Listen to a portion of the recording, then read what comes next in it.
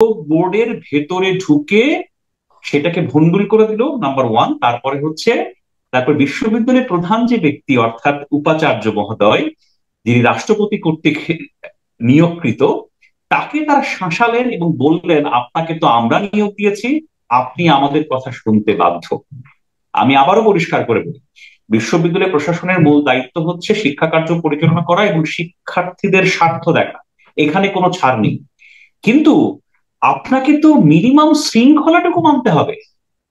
আপনি যদি একজন অন্য একটা বিভাগের সম্মানিত শিক্ষকের আপনার নিয়োগ বোর্ড চলছে, সেই নিয়োগ বোর্ডের মধ্যে আপনি ঢুকে যান, ঢুকে যে আপনি উপাচার্যকে শাসাতে থাকেন এবং বলেন আমি নিয়োগ দিয়েছি, আপনি আমাদের কথা শুনতে বাধ্য, তাহলে তো শিক্ষা প্রতিষ্ঠান বলে কোনো কিছু থাকে না, তাহলে তো নিয়ম নীতি বলে কোনো কিছু থাকে না, তাহলে তো শৃঙ্খলা, আইন কানুন কোনো কিছুই থাকে না।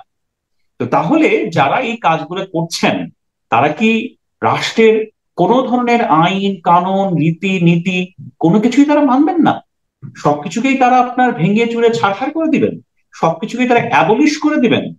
সেটাই যদি লক্ষ্য হয়, তাহলে কিন্তু আমাদের সামনে আরো ভয়াবহ দিন অপেক্ষা করছে। এবং সেই ভয়াবহ যে দিনের কথা আমি বলছি, আপনি বিশ্বাস করেন, এই ভয়াবহ দিন বা এই ভয়াবহ সময় থেকে কিন্তু কেউ বাদ যাবে না। আপনি কেউ মনে করতে পারেন যে এখন আমি নিরাপদ আছি, আমাকে কেউ বলছে না, হ্যাঁ আমি ঠিকঠাক আছি। 2 বছর পরে, 3 বছর পরে, 5 বছর পরে আপনিও কিন্তু আক্রান্ত হতে পারেন, আমিও আক্রান্ত হতে পারি। কারণ এটা শিক্ষাঙ্গনে যেভাবে পুশ হয়েছে আমাদের সমাজের পুরো সার্বিক পরিস্থিতি থেকে, আমি বলবো যে আমরা বর্তমানে একটা মব কেন্দ্রিক, মব তান্ত্রিক বা মব সন্ত্রাসের সমাজের মধ্যে বসবাস করছি। এখানে সবাই মব নিয়ে ভীত, সবাই হচ্ছে এই মব সংস্কৃতি নিয়ে আপনার ভীত শঙ্কিত। তো এই এই সংখ্যাটা যে বিশ্ববিদ্যালয় বা শিক্ষা প্রশাসনে ঢুকে গেছে, এখান থেকে কিন্তু কেউ কিন্তু মুক্ত নন। আমি পরিষ্কার করে বলছি, যারা মনে করছেন যে ওকে আমি তো সেফ আছি, আমার তো কোনো কিছু হচ্ছে না, আমি তো এর পক্ষে, আমি তো ওর পক্ষে, এই মব সংস্কৃতি কিন্তু 1 বছর, 2 বছর, 5 বছর পরে তাদের উপরও আপনার অ্যাপ্লাই হতে পারে, তাদের ক্ষেত্রেও ঘটতে পারে। এটা ভয়াবহ। না, এখানে তো ঘটলো, এখানে তো তাই ঘটলো।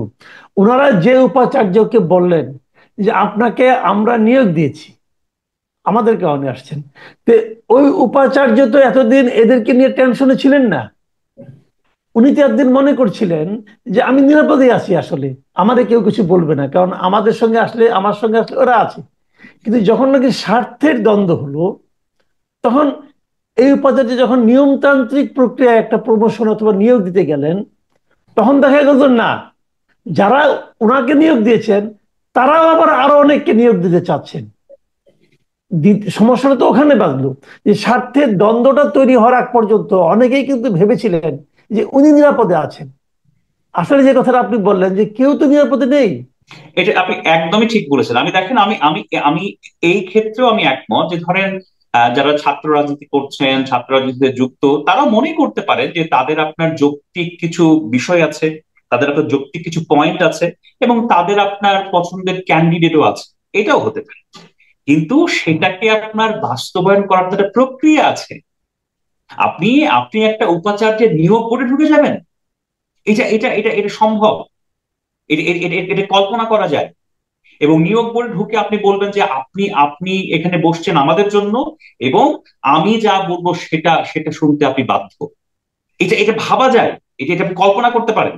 এটা কি পৃথিবীর কোথাও সম্ভব? কোথাও হয়েছে এরকম? আরেকটা উদাহরণ দেখাতে পারবে কেউ কোনো একটা না, বিশ্ববিদ্যালয়ে এরকম হয়েছে? না, না, এটা এটা দুনিয়ার কোথাও এমন ঘটেনি। এবং আমি একটা ছোট্ট করে উদাহরণ বলে দেখেন, বাংলাদেশে এই পালাবদল বা অভ্যুত্থানের আগে শ্রীলঙ্কাতেও একটা অভ্যুত্থান ঘটেছে, হ্যাঁ শ্রীলঙ্কাতেও একটা হুম, পালাবদল ঘটেছে। হুম। আপনি বলেন তো, শ্রীলঙ্কাতে কয়জন শিক্ষক, কয়জন উপাচার্য, কয়জন মানুষকে আপনার এভাবে অপদস্থ হতে হয়েছে? কয়জন শিক্ষককে কান্নাকাটি করে নিজের নিজের কাগজে লিখে দিতে হয়েছে আমি পদত্যাগ করলাম? কয়টা জায়গায় এরকম ঘটনা ঘটেছে? কিন্তু আমরা এটার মধ্যে ঢুকে গেছি। এবং এটার ক্ষেত্রে আপনি আপনি যে কথা উল্লেখ করলেন শুরুতে, হ্যাঁ, এখানে আমাদের একটা বড় ভুল হয়েছে শুরুতেই। আর আপনি একটা গোষ্ঠীকে, আপনি একটা জনগোষ্ঠীকে বলে দিয়েছেন যে তুমি আমার নিয়োগকর্তা, তুমি যা বলবা তাই, তুমি বললে আমি চলে যাব। এটার বার্তা তো আমাদের সমাজে নেতিবাচক ভাবে পৌঁছে গেছে, এবং তারা নিজেদেরকে ক্ষমতায়িত মনে করেছে।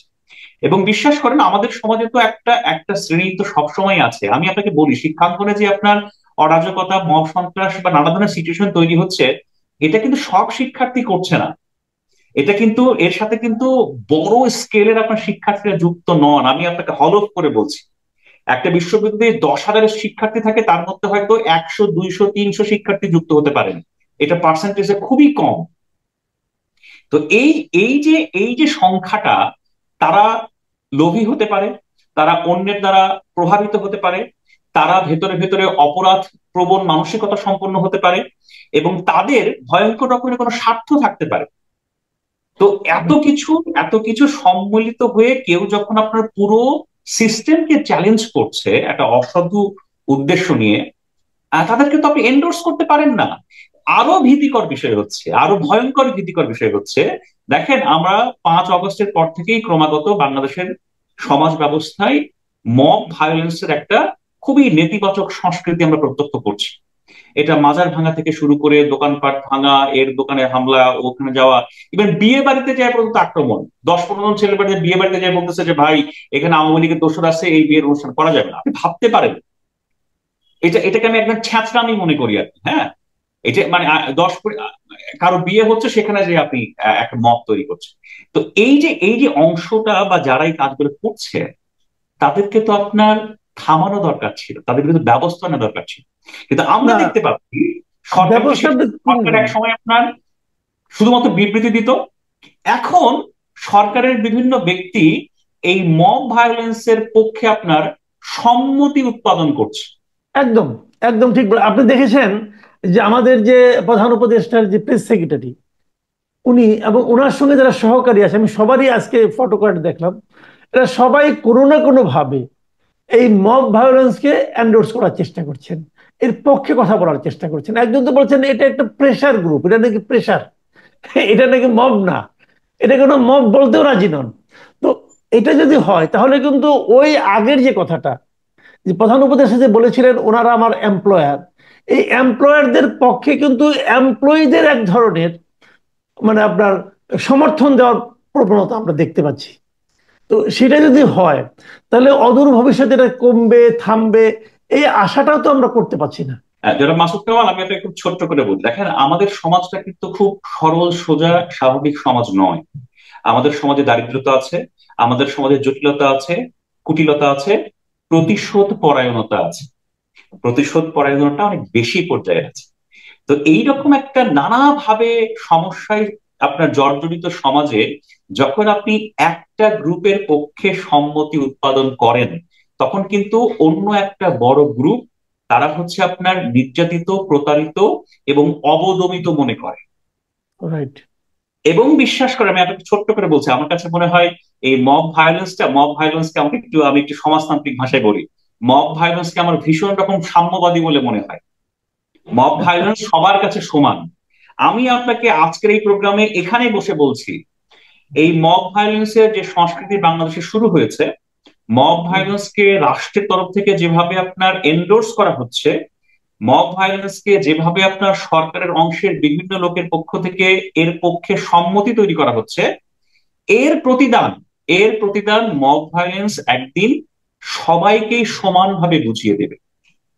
2 বছর, 4 বছর, 5 বছর, ম্যাক্সিমাম হয়তো 10-15 বছর পর। কিন্তু এতে ক্ষতিটা কি হবে জানেন? এতে ক্ষতিটা হবে হচ্ছে সামগ্রিকভাবে আমাদের শিক্ষাঙ্গন এবং সমাজের যে অবস্থা, সেটা আপনার পিছিয়ে যাবে। সামগ্রিকভাবে এই রাষ্ট্রটা পিছিয়ে যাবে, সামগ্রিকভাবে আমরা বিশ্ব দরবারের কাছে আপনার অত্যন্ত বাজে একটা সোসাইটির মানুষ হিসেবে পরিচিত হব।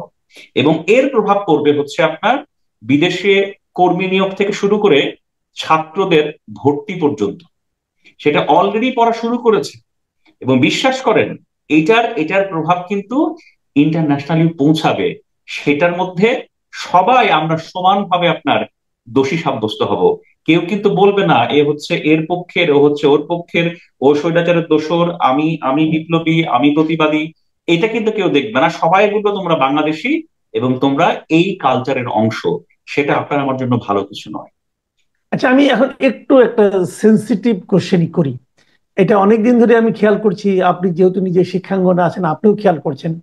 দেখুন, আমরা বিভিন্ন সময় দেখছি বাংলাদেশে এরই মধ্যে সরকার কিন্তু সিদ্ধান্ত নিয়েছে এবং আইন করেছে যে ছাত্রলীগকে তারা নিষিদ্ধ করেছে, ছাত্রলীগের কার্যক্রমকে ছাত্রলীগকে নিষিদ্ধই করেছে একটা। তো ছাত্রলীগ নিষিদ্ধ হয়ে গেছে, কোনো সন্দেহ নাই।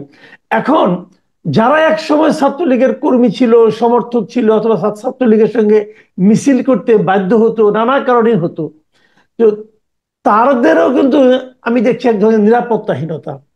তারা তো স্টুডেন্ট, ওরকম কেউ হয়তো কোনো একটা পরীক্ষা দিতে গেল, পরীক্ষা দেওয়ার সময় তাকে পরীক্ষার হল থেকে বের করে আনলো, অথবা গণপিটুনি দেওয়া হলো, তারপরে তাকে থানায় দেওয়া হলো, অথবা তাকে অ্যারেস্ট করা হলো, অথবা মামলায় ঢুকিয়ে দেওয়া হলো। তার বিরুদ্ধে কোনো মামলা নেই, তবু সে একদা ছাত্রলীগ করতো বলে কেউ কেউ দাবি করছে, অতএব তার জীবন কিন্তু হেল হয়ে গেল। অথচ আমরা কিন্তু পাশাপাশি এটাও দেখছি যে যারা এগুলি করছে তাদের